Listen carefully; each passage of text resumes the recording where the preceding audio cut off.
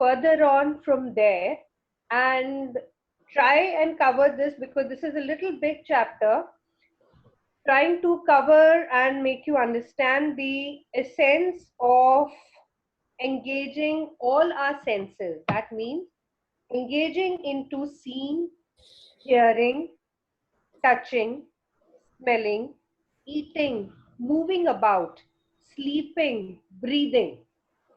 All the actions that the Panch Mahabhut is performing, is doing. We have to know that eventually it is not I, the body, the Panch Mahabhut, which is performing these actions. Like I mentioned, that seeing a dead body lying, we see and notice that the body has all the indriyas in it, the eyes, the nose, the tongue, the ear, the skin, everything is intact.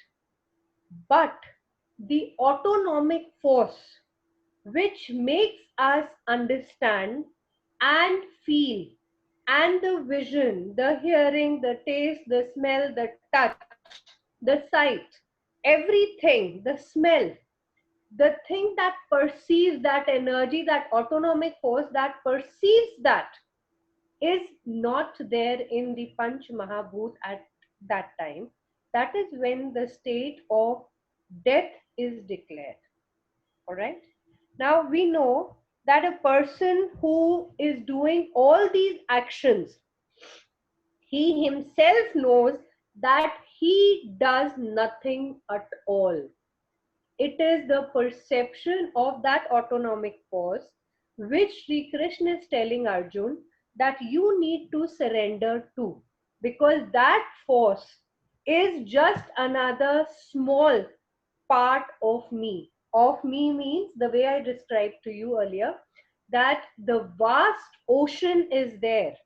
We just test a single drop of the water to find out the contents of the ocean. Similarly, each and every individual, it can be a human being, it can be any form of living or non-living, is a part of that extensive, expansive universe of Lord Krishna. That is part of his. So that means ultimately we are a part of that divine energy. We are all divine wherever we are placed, doing our karmas rightfully. Further on this, what is important is, because while speaking, while evacuating, while receiving, while opening or closing our eyelids, or even while doing all the material work, we know that the material senses are engaged. The five senses are engaged in doing that karma with the objective of doing that karma. But I, that power inside, is aloof. It is aloof of what the Indriyas are doing, what karam they are performing. Similarly, O Arjun, standing on the grounds of Kurukshetra, you should be capable of rising above the attachment, the moh of all your relatives, the more of all the body attachments that you have. Rise above that and fight your war. That is the essence that Sri Krishna, because please understand, here we are talking about chapter 5, and still Arjun is not convinced that he should be ready to fight his loved ones. Because this is not just a common, muscle fight, it's a war. The end would be the death of himself, his brethren, or his other loved ones. Either ways, that is what Arjuna is coming back to again and again, that even if I lose my loved ones, I do not want that part of land. I don't think I'll achieve anything great. And that is again Sri Krishna coming down to tell him that you have to do your karma. You are a kshatriya, you are a warrior. You have fought many, many wars before this. This, mind you, everyone, that this is not the first war that Arjun is fighting. He has already won so many battles. He has killed so many with his arrow and bow. But here, because his family is there, his moh is there, his attachment is there with all those people, is when the resistance to have to go into this war is coming. Now, the other shlok is even more beautiful, telling him that one who performs his duty without the attachment, because this attachment for us, when we talk, we are even attached to our kerchiefs. You know, we are attached to such small things, our kerchief, our pen, my bed, my pillow, you know, everything. We are so attached to everything. One who performs his duty without attachment, surrendering the result to the Supreme, because whatever karma you're doing, whatever action you're doing, if it is beyond your attachment, the result, the end, the reaction of the action is entirely on the nature or God, or depending on what action you are doing. Because we all know, even science says that every action has a reaction. Similarly here, but the person has to be as unaffected as whatever the action is, whether it is sinful or not. He has to be unaffected, the way we all know that a lotus blooms in a pond of mud, in a pond of kitchad, in a pond of, let's say, uh, it's like water which is very dirty and muddy. All right. And every time when the level of water is rising in that pond, then what is happening, that the lotus is rising above that level of water. It is not getting surrounded or smudged or covered in that dirty muddy water. That means that your actions have to be such that whatever the repercussions that are happening, you have to be so clear and pure in your thought process that you are rising above like that lotus. However higher the level of that muddy water is, you are always going to be floating above that. And that is going to happen only when your karmas, your actions are completely devoted to being Krishna consciousness. Again, Krishna consciousness is that clarity, that purity, that balance of your mansa, vacha, and karmana, your speech, your thought process, and your action. That means your body, mind, and soul needs to be in alignment and doing the right kind of action. So, Archana, let's make it easy for people. Let's really make it easy with everyday examples. Let's say a man has his wife and his mother staying in the same house. Yeah. Or let's say his parents staying in the same house, and that's his mom and dad, and which is very common in India. And you have your wife and your children staying too. And mom is doing something that your wife is not liking. She's coming and telling you, I don't like what your mom's doing. I'm not feeling comfortable about it. Should the man be doing? What should the man be doing? Yeah, according to Krishna consciousness, because you spoke about attachment and you also spoke about how Arjuna is finding it difficult to have this war because, His attachments, he's yes. attached. Now he's attached to both his mom and dad, and he's also attached to his children and All those relatives standing in front across the field. or his wife, who's come much later in his life, maybe 20 years later, maybe 25, maybe 30 years later.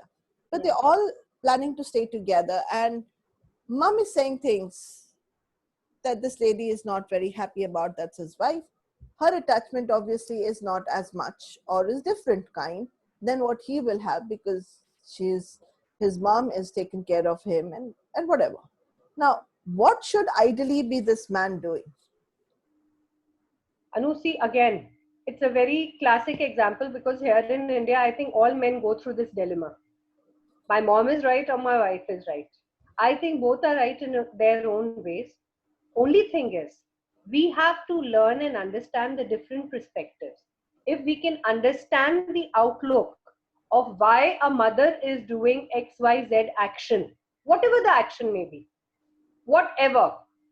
Again, I am insisting on this that Christian consciousness is active only and only when your actions are as pure as your thoughts and your thoughts as pure as your words. You cannot be mixing or even adding teeny weeny of salt and pepper left, right, and center and say, I am doing my karma or action according to Christian consciousness. It is not that. All right. Now, for this particular man, there are three people involved: the mother, the gentleman, and the lady. All right.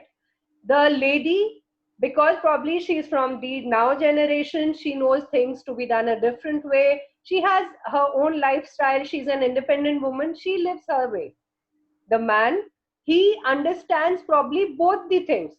The mother, who is an elderly lady, who's never seen gadgets, who's never seen today's lifestyle, who is probably from a village, who doesn't even understand the concept of WhatsApp and Facebook and Twitter. Mobile is just another instrument for her, which just might be gibberish for her.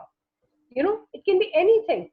So the best way would be try and strike a balance. And for some reason, if that is not happening, it is very rightfully to say that every person has a right to be happy in their own field. If the mother is happy the way she is living, I think she should go back to her kind of living. And the man and the wife who are just getting together to settle a family, to create a family, they need to be happy in their space. If a balance can be strict, managed, or there's people who understand things and they say, okay, I take two steps, you take two steps, and we can strike a balance. I'll do this, you do this, conversation, talking, handling the situation, perfect. But for some reason, if that is not happening, Christian consciousness again says, I have to look into myself only. I cannot be judgmental of the situation around me. If either of the persons are mature to take that stand, Anu, then probably the situation will not, escalate or come down to this position.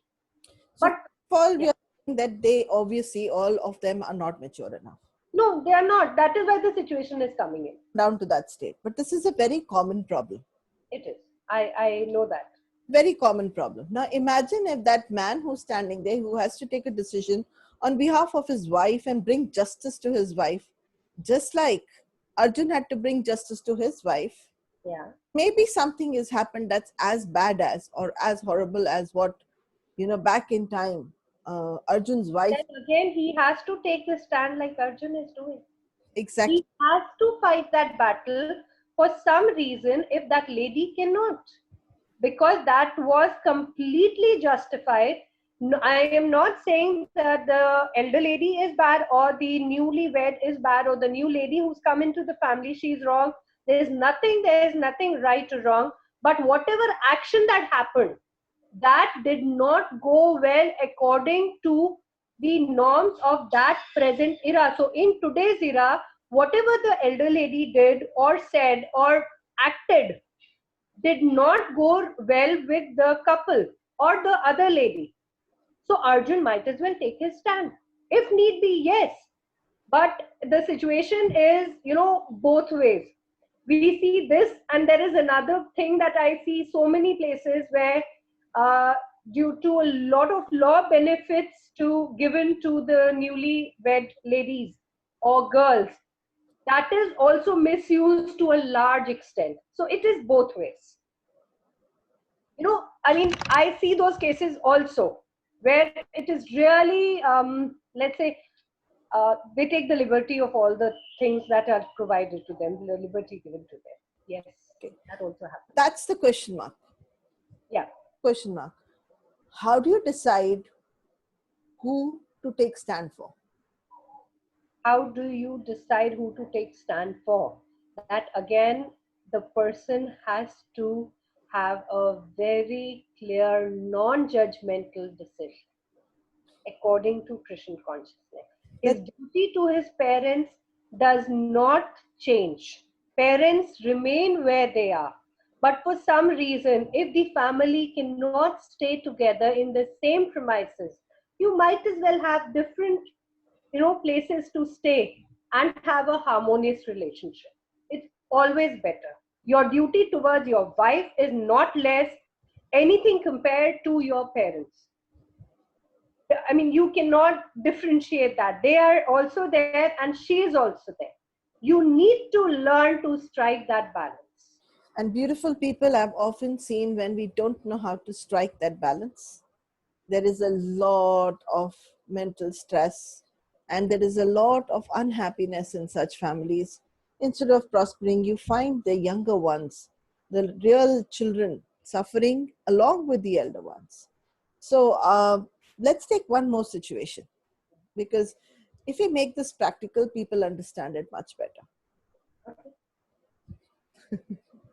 So let's take a situation where the man is working with his father. He's opened, he was outside the country, he had studied, his father sent him outside the country, they also had a business in India, and now he has got a brilliant job in America. He's doing extremely well. He has a wife, he has a child, they're all settled well.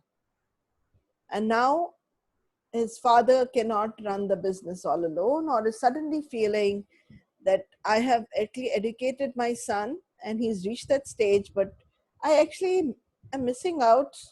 And instead of making myself strong, I've actually made myself weaker because I've sent him off to a foreign land to serve another person, whereas he should be actually strengthening the business. So there is a whole lot of emotional blackmail that happens, and the gentleman with his wife and children comes back home. And he cannot adjust to the new culture.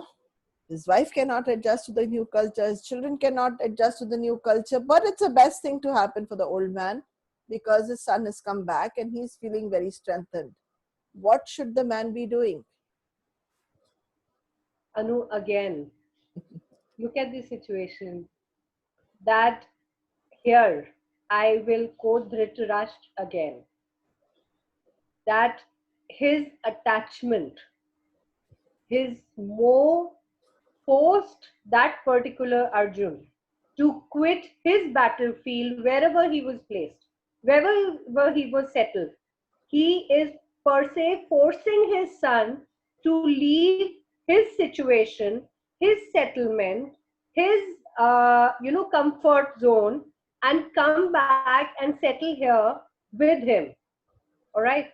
I am not saying that that elderly gentleman is completely wrong, but his decision is completely ruled by attachment and more the way Dhritarashtra was.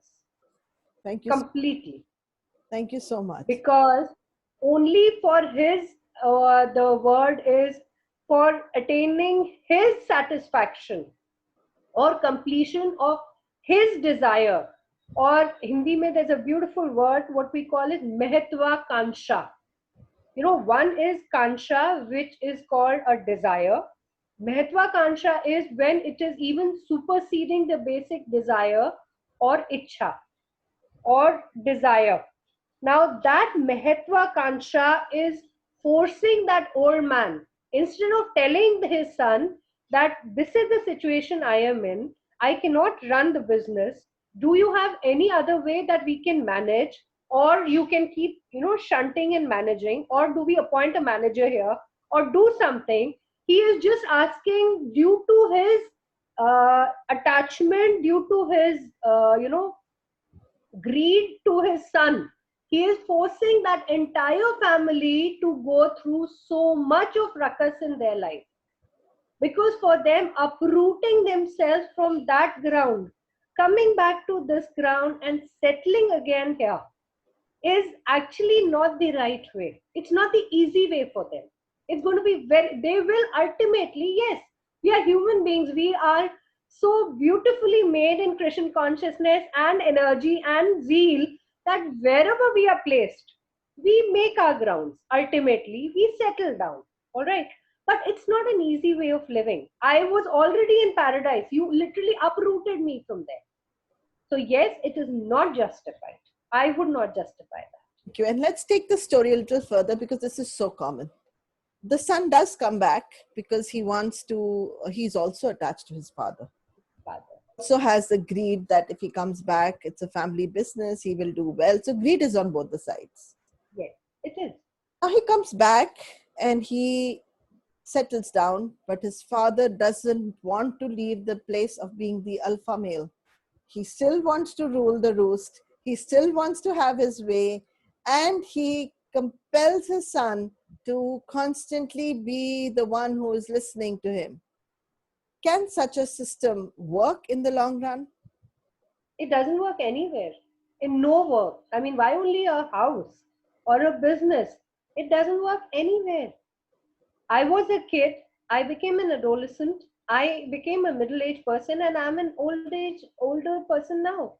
These are the four divisions of our life, and they were so beautifully made because they said that you have to take one trust after 50, because even your own indriya, your senses, they start giving up on you. You'll end up having diseases, you'll end up having mental issues, memory issues, mind issues. Your stomach isn't what it was during adolescence or middle age. You are not like a child. Like in Hindi we say lakkad hajam patthar hajam. That means that when you are young, you are capable of digesting every pebble and stone and wood. But as you age, even your intestines, your stomach, your internal organs, your heart, your lungs, they automatically wither with age. So, why, under the influence of our ego, our greed, our ahem, we are not willing to vacate that position for the next to come? And that's exactly what very beautifully can be done in the houses. I remember when I got married, I'll share this with you, Anu. I was in the hostel for around 5 years. You said something? I said I really acknowledge you for sharing your own. Thank you. I was in the hostel, and you know how girls are, you would wear shorts and everything. And I had just got married and came to my new house. And I remember that I had specially bought a denim jeans, and I cut the jeans from below just above my knees, and I took out the beautiful strings. All right. We, as newly wedded in India, we are supposed to be wearing new clothes. So I bought a new jeans, tattered it, made it according to my new beautiful hot shorts. And this is the second day of my wedding. I take my bath, come out of my bathroom in my very smart new jeans, and my mother-in-law is standing right there, and she's telling me, I was like, "Hi, mom, good morning," and she's like, "Good morning," and she's like, "What are you wearing?" I was like, "I'm wearing my new shorts. They are not old. They are appearing to be old, but trust me, they are new. I have just cut them and I've made them the way they are looking." And she was like, "Okay."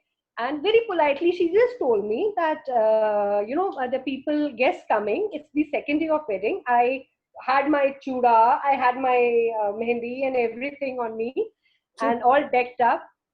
Chuda. Chuda are a particular set of bangles that newly wedded ladies wear. All right. And I mean, just imagine all that decked up, beautiful long gold earrings and a long gold chain and the sindoor and everything is there with my shorts. I was looking hot, trust me. Even she said that.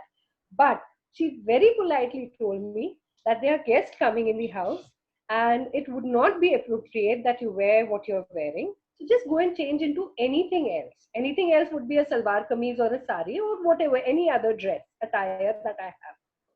I very politely went and changed.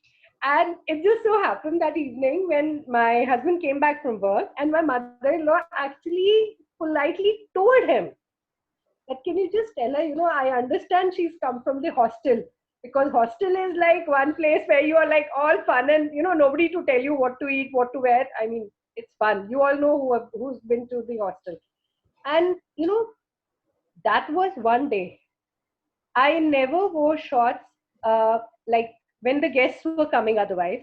But after that day, nobody ever stopped me from wearing what I wanted to wear. She just said that it is just the time that you've just joined the family. Let a little bit of time pass and you can wear anything. And Anu, I was given the freedom from her.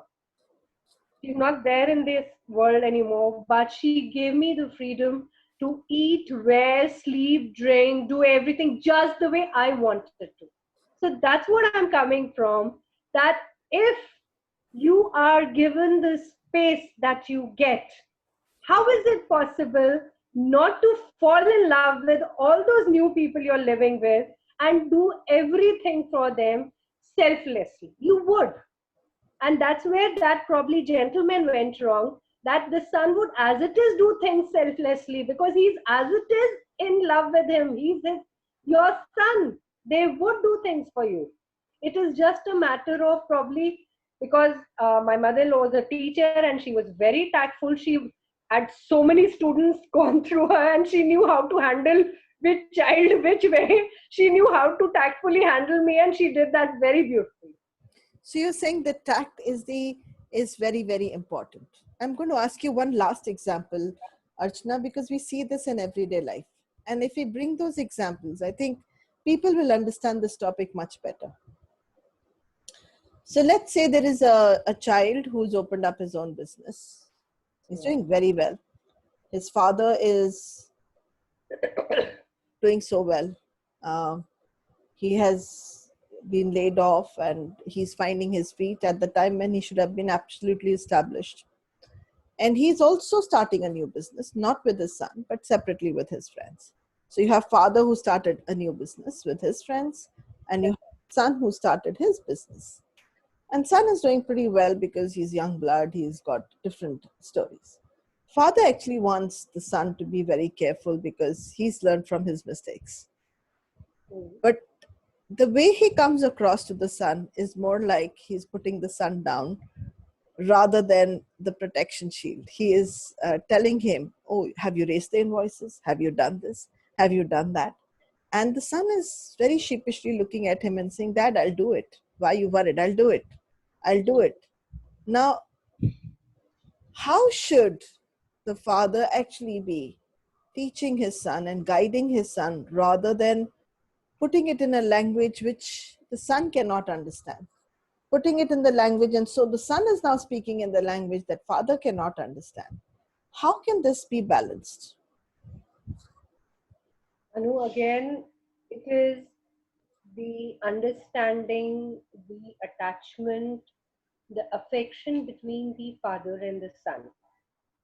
The words, I still remember talking about the beautiful factories that we are blessed with, the ice, the sugar, and the wax. If we are absolutely iced, that means calm and quiet here in our brains, in our mind, then trust you me, our mouth will never falter and use wrong connotations, wrong words. They have to be, there's a beautiful sentence which says that even if you have to give the worst of bitterest of medicine to anybody, just sugarcoat it and give it. Or if you have to deliver a very bad news to somebody, try and sugarcoat it as much as possible. And this is one quality which I have had the pleasure of meeting a lot of people, and they have it and they do it so beautifully. Because I remember when they would subtly say something that is wrong with me, I was so dumb that at that moment I didn't even understand that they are pointing out something. It was so beautifully glazed. It was later on that it would hit me. No, no, no, no, no. They didn't mean this. They meant this was wrong. To learn that art of saying and pointing out your follies without hurting you is another very beautiful thing that is mentioned in Gita. that probably that father is warning his son. He is really looking forward for his son to do well. And I remember telling this and understanding this, that every time when a person is pointing something towards you, please remember it is a blessing in disguise, because in today's world people don't have time to even tell you that there is some black spot on your dress. People will just look, make fun of you and walk away. So if somebody is taking an effort, pointing out something to you, please graciously accept it, improve, understand, and improvise on it. That is one thing which I personally feel I have learned from Gita. And of course, the third part, where there is a beautiful wax factory in my heart, where I have learned to be understanding, non judgmental, and compassionate from my heart for each and every one, come what may. I think Interesting. All the centers which you're talking about are right from here to here only. only. Okay, and this is right on the top of the head, that you need to have an ice factory on the top, the sugar factory on your tongue. You need to have your mind, which is your Calm and quiet and cool and controlled, yes. absolutely. You need to have sugared, sweet tongue, basically, so that not to It does, Anu, mind you, it does not mean buttering people. no. It does not mean just saying something, meaning something else, and doing something else. No, it means being as pure as honey, to say what you have to say and be authentic about it. Yeah. And the third is to be, how can you mold yourself completely like the wax? Have I got that correct? Okay. Yes. Wonderful. So let's go ahead. I just thought that we'll bring in these examples so people will then really relate, because these are three situations that I see happening very often around me. Thank you. Today I had prepared a very small story about, we all know about Alexander the Great, Mm-hmm. the Persian warrior who set out to win the whole world, right? Now, when Alexander was approaching Bharat or India at that time, it was Bharat that time, and India when he was coming, so he went to meet his mother. Mom, I am going to India to win land. All right. Mom actually told Alexander that, oh son, get me three things from that beautiful country. And they were, first of all was Ganga Jal, that is the holy water of the Ganges. Then the Bhagavad Gita. And the third was a saint, a gyani, a knowledgeable one. So when Alexander came to India and he saw somebody who was probably sitting somewhere near the origin of Ganga and meditating, a saint. He went to the saint and he actually said that, oh saint, I want you to come with me. And the saint said, okay. He said, I am King Alexander the Great, and I want you to come with me because my mother has asked me to get a saint with me to meet or to learn from. Whatever the thought process of the mother was, I have no idea about that. Now, the saint actually told him that, why are you calling yourself a king? You sound like a beggar or a pauper who is literally requesting me, begging me to come with you. And imagine a great warrior and a king who has his ego here and anger here and, everything. The minute the saint said those words, he took out his sword and kept it on his neck. And he said, now you talk to me. Now are you listening to me? Are you following my orders or not? And the saint very beautifully said, oh great King Alexander, do you think you can kill me? And Alexander said, what do you mean? He said, no, I will not be fearful of your sword because thy cannot kill me. And Alexander was like, what is he talking? Of course I can kill him. My sword is sharp enough and one swack and his neck can be. He said, no. I am telling you, where the saint came from was the learnings of Bhagavad Gita. And that was the moment, one of the very rare moments, when Alexander bent down in front of that saint and said, "O learned one, where did you learn to be so fearless, even in front of me?" And that was where the saint talked about a few illustrations from the Bhagavad Gita, which we all are already talking about. What I'm trying to tell you, that it is not today that we are talking about this beautiful book. People have been learning from this from ages before. Imagine Alexander's mother asked for the Bhagavad Gita. That means even during that night time, they knew the importance, and that saint and this episode of that saint with Alexander. And of course, the saint did not go with him, and he said that I am a normal, common saint sitting here.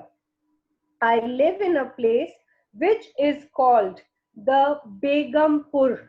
Begumpur is a city which has no sorrow. Begum is there is no sorrow. There is only pleasantries there. And I am the king of this Panch Mahabhut, living in that Begumpur. So I am a king in my own way. What king are you? That, that strength of speaking the truth, that knowledge of speaking the truth, that power of not being fearful in front of looking at death in front of your eyes is what Gita is teaching us every minute. All these teachings, all this talking of telling you that the Panch Mahabhut, the five elements will go back to them and the Atma will proceed to the other realms. The only reason is that today, in this time of Corona, when we are so fearful of our life, we are so scared, any news from anywhere, and we are really scared, really fearful. That is the only reason I picked up this story. That even when he had his sword here, he knew about Alexander and how cruel his ways were. But he did not deter, he was not scared. So I think that is a part of what Gita is making all of us not to be fearful in any situation, not to be scared of anything, to be righteous and face everything, look it into eyes and face it, and do the right thing to do. Thank you so much for that knowledge. So basically, again, we are going back to what is right and wrong, but we won't debate over there. It is about what is right according to you, what is in alignment with you, and not to be scared of your alignment. So, what you say, what you do, your deeds, and your thoughts should all be in alignment, and that is what creates the authenticity. And once you've created that, you're honest to yourself, then even the death does not create the fear in you, and you move ahead fearlessly. And one thing I can definitely vouch for from my experience, as long as I was scared of dogs, as long as I was scared of dogs, I did not go into the place or understand anything about the animals. The fear was not outside, it was inside me. The day I let go of my fear, a whole new realm stood in front of me. The whole new understanding stood in front of you. What I've understood is just that you don't have to just get over your fear. You have to fall in love with what you're fearful of. You have to get so devotional to what you are fearful of, not in the form of obsession, but really understanding that life has as much life as you have, and everything changes from there. Everything changes from there. Yeah, no, Over to Archana to conclude. we fall in love with our enemy. Love thy neighbor is what they say. I don't think there'll be any issue. There's a very beautiful sentence that was coming to my mind. It says that one who bends himself, bends means that who leaves his ego, his ahem, his all the vikars and bows down himself in front of the Lord is loved, respected, and appreciated by each one of us. We say, oh, what a man. He is such a righteous man. He goes to the temple every day. Visits the church. He goes there. He worships every day. He does so much of good deeds. All right. But the person who bends, who bows himself in front of all, living and non living alike, trust me, he is loved by the Lord Himself. Absolutely. So you hear, this is where we end the session today, and we'll come back again tomorrow. So thank you very, very much for being there, for supporting us, for making this a grand success. And thank you very much, Archana, for continuously being there with your dedication and consistency. Thank you again, everybody. Thank you. God bless you.